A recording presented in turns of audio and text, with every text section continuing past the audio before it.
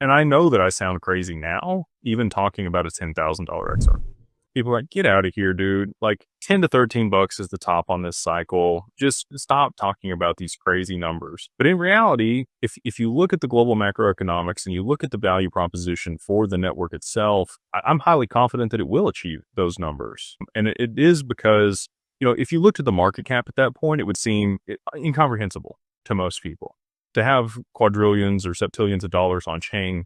How? Right. But the difference here is stocks are all available to be traded. All those units are available to be traded at all times. So that demand, whatever it is on the stock and whatever it's priced at, is a correlation to the total outstanding shares versus what it's trading at. These cryptocurrencies can be held away, right? And so that you've already seen some of this with Bitcoin. There's a ton of Bitcoin that's been lost. There's a ton of Bitcoin that people just hold that they're never going to sell for any reason. Institutions, ETFs, other people are buying this up, and that's driven the price up, supply and demand, just normal economics, right? So total outstanding amount of a crypto versus what's available are two very different numbers. And if you look at XRP in particular, there's 100 billion that were minted. There's less than that now because a little bit's burnt every single day. It'll last, close to 50,000 years at the current burn rate, which people are like, oh, it's all going to get burned up. Not anytime soon.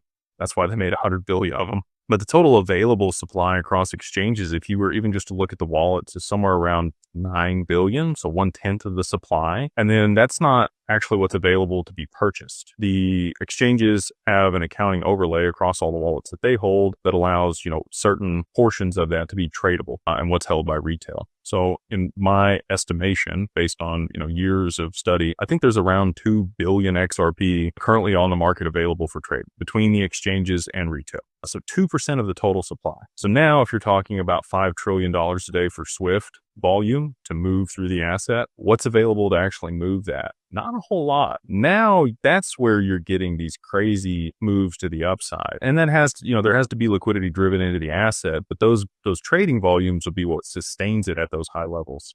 And so I think that that's the paradigm that a lot of people have a hard time getting over, is the actual utility of these networks hasn't even occurred yet.